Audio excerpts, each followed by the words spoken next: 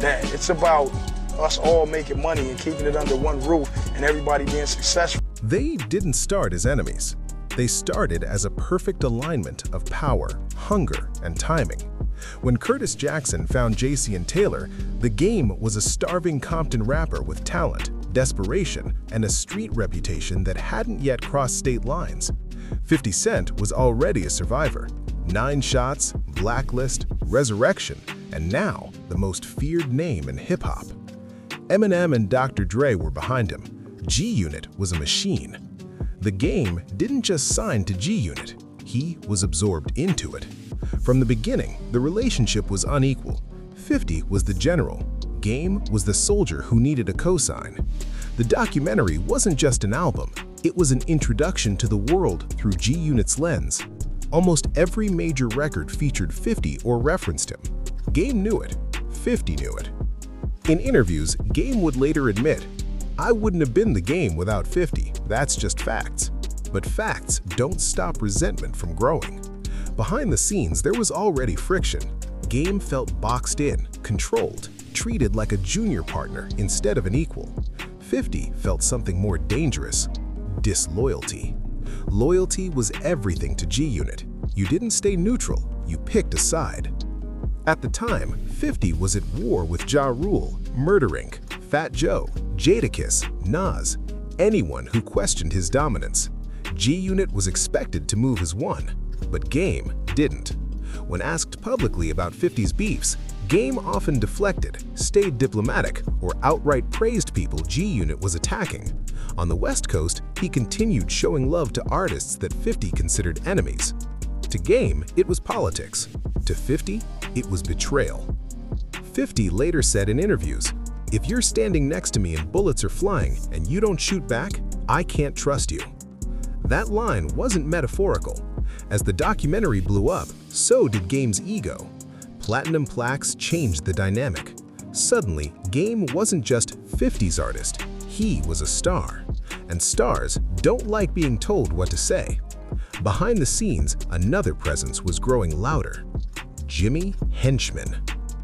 James Rosemond wasn't just Game's manager, he was connected, feared, and deeply respected in certain circles. Henchman didn't like how much control 50 had. He believed Game was being positioned as a pawn instead of a king. And he wasn't quiet about it. Industry whispers started circulating that Henchman was advising Game to distance himself from G-Unit, to stop publicly submitting to 50.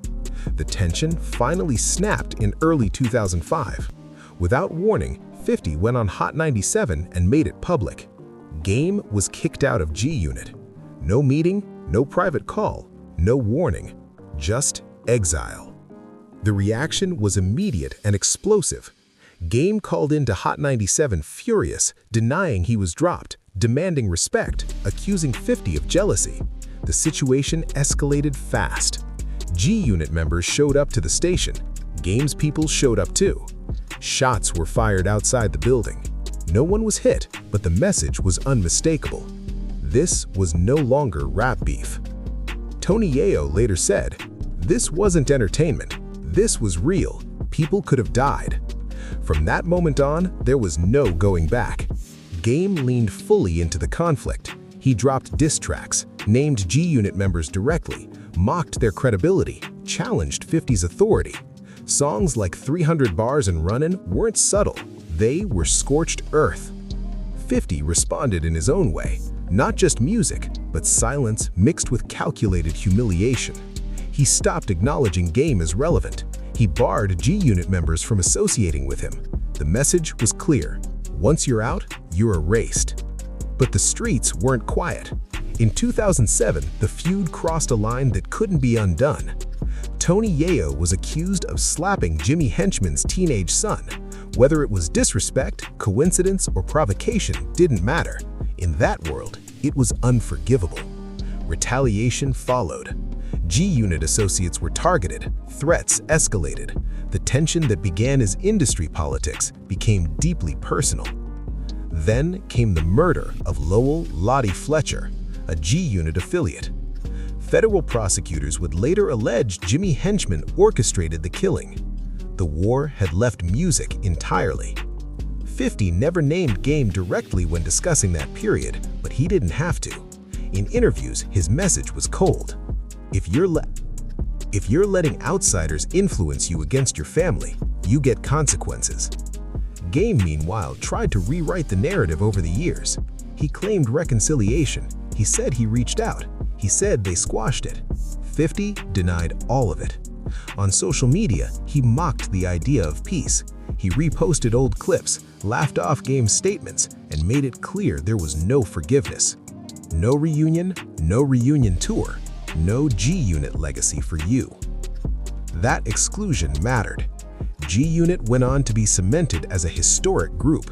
Tours, documentaries, branding, nostalgia. Game was absent of all of it. His name was removed from the story. Despite commercial success, Game never fully escaped the shadow of that fallout. Every interview circled back to 50. Every claim of independence was measured against the beginning he tried to deny. And 50 never forgot.